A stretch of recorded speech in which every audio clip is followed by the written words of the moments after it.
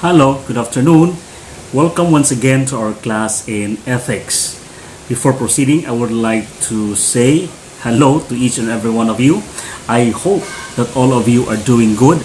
You are all fine and safe from COVID-19. May I just inform you that today the main campus of the university is being closed because 3 of our personnel, both the faculty and staff, are found to be positive of COVID-19. That is why we just have to be extra careful because we just don't know who are the people carrying the virus. We just have to observe and follow the protocols set by the IATF, and that is, do not get out of our houses. Of course, we cannot help it, but sometimes we want to get out of the house, but make sure that you observe physical distancing, at least 2 meters away from anybody, especially those you do not know where the person has come from. And of course, always wearing the face mask. We just have to think and consider that face mask is already part of our daily life. And of course, the third is constant washing of hands. With these 3 things that we are expected to do, then we can be assured that we are safe from COVID-19. Okay, so just be safe, not only for yourself, but also for your family members.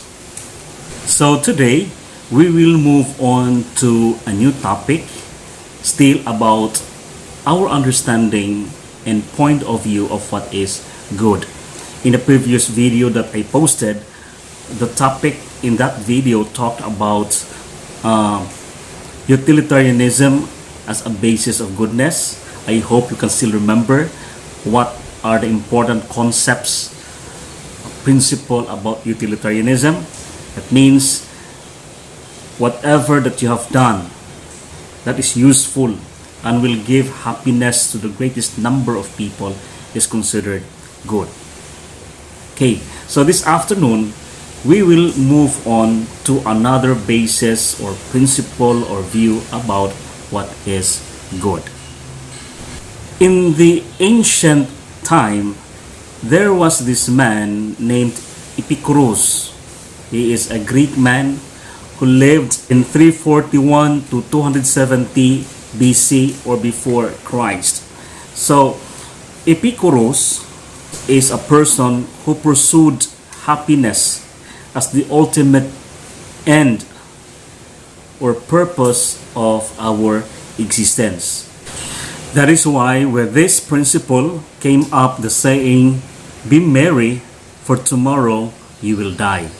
So, from Epicurus came out epicureanism. That is now the principle of goodness. In epicureanism, goodness is based on the happiness. I guess you can relate this to our first topic on happiness and pleasure principle, pain principle. So this is also the same with Epicureanism, that when we speak of goodness, it is anything that will provide happiness and pleasure to the body. Everything that we do is for the pursuit of happiness, and anything that will give us pain is considered evil. That is why for Epicureanism, this is the belief that things that will provide happiness to the people are good, and things that inflict pain on the human person is considered evil. However, in Epicureanism, they recognize that if in case an individual will suffer pain, it is allowable, it is permissible, only that it must be for the greater good. So we suffer because in the end, we will experience happiness. After Epicureanism, we have another school of thoughts in the understanding of goodness, and that is Stoicism or the Stoics.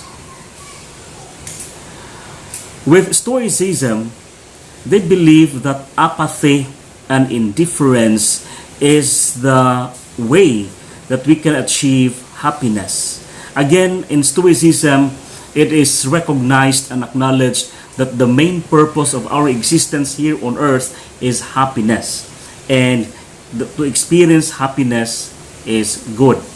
But in Stoicism, happiness can be obtained through apathy and indifference. Unlike with epicureanism, wherein we have to be attached, we have to be engaged and involved in things that will give pleasure to our body, because pleasure will lead us to happiness.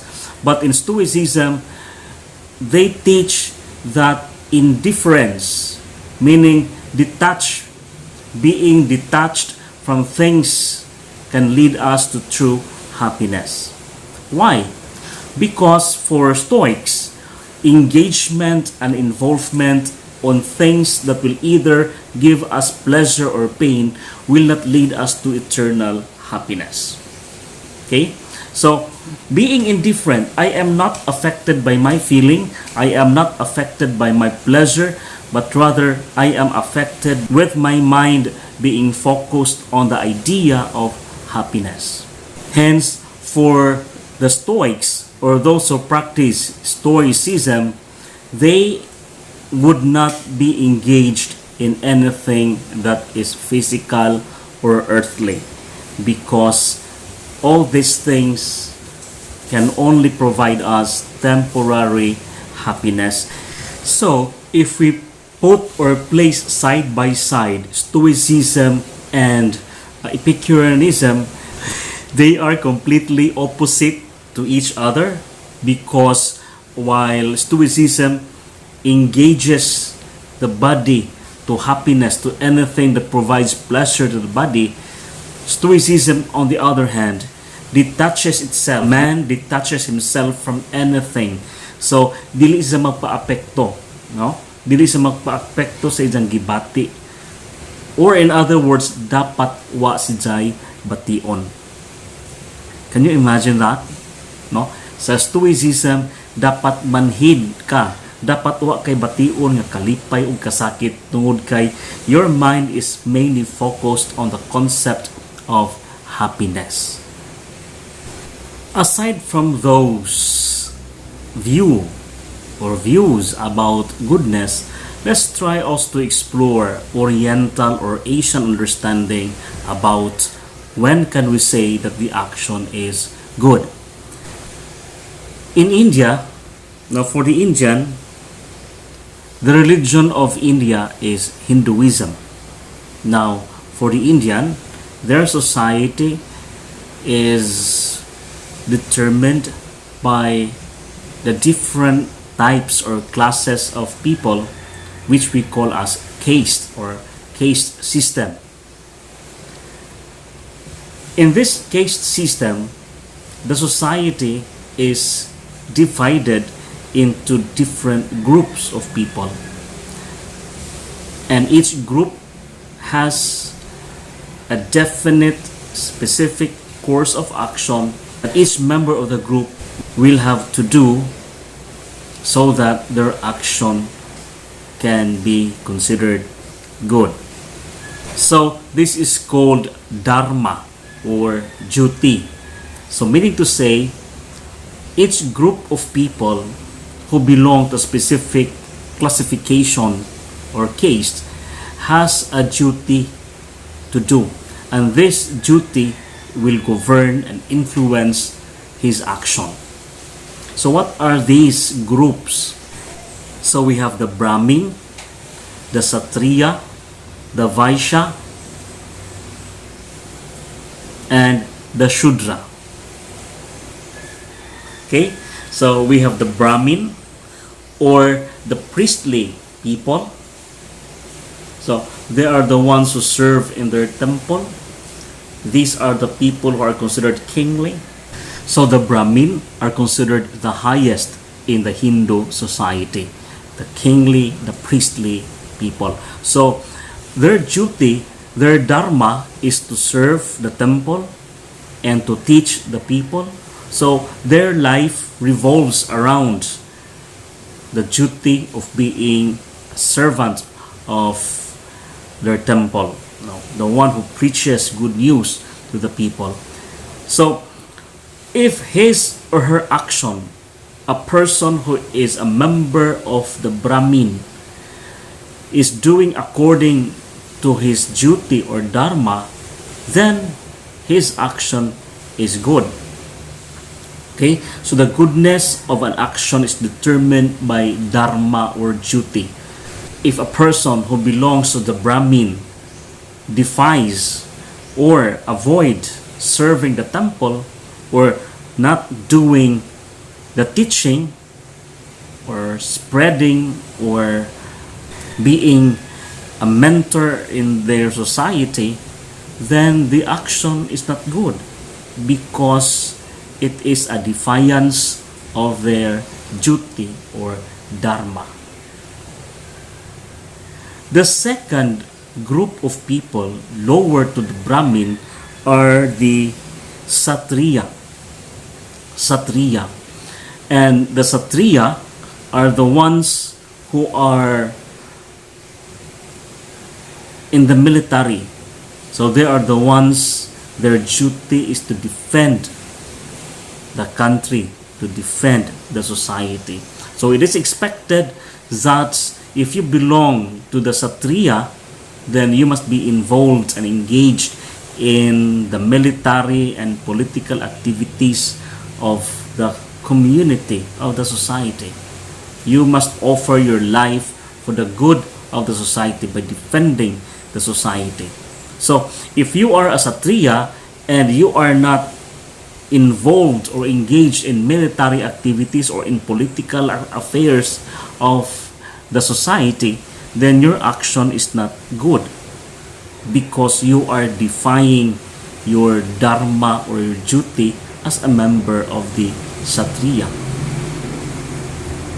Lower than the Satriya is the Vaishya. People who belong to Vaishya are farmers and merchants, meaning to say their duty or their dharma revolves around agricultural activities and business and industry. So if you are a member of the Vaishya, then it is expected of you as your duty that you will be involved and engaged in agricultural activities as well as in business and in industry.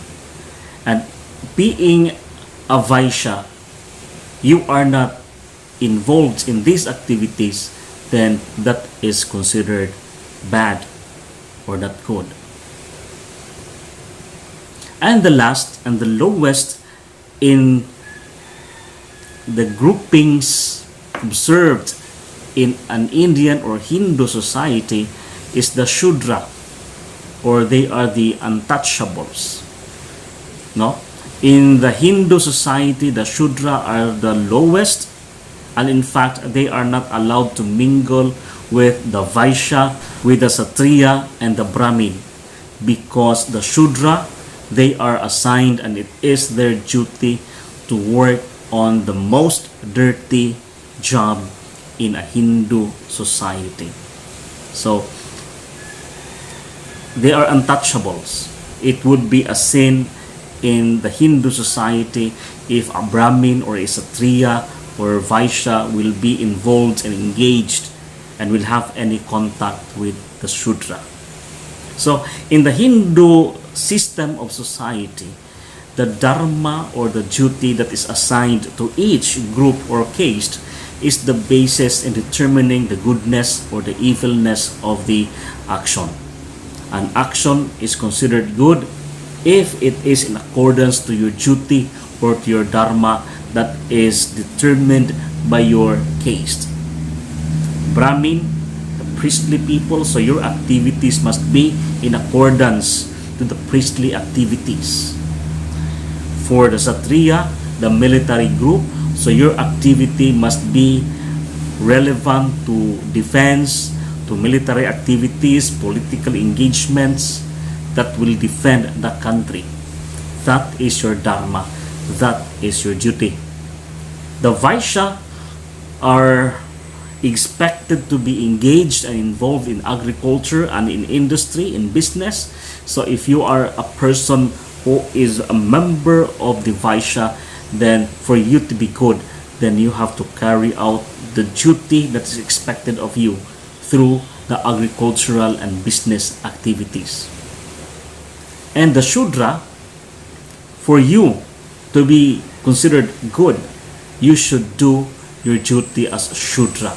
Do not aspire to become a priest. Do not aspire to become a politician or a military, or do not aspire to become a businessman or a farmer if you are a Shudra. Because as a Shudra, you are assigned to work in the dirty job in the community. Cleaning the latrine, cleaning the canals, the dirty job are being assigned to the Shudra. So, if you are a Shudra and you are doing these things, then your action and you as a Shudra is considered good.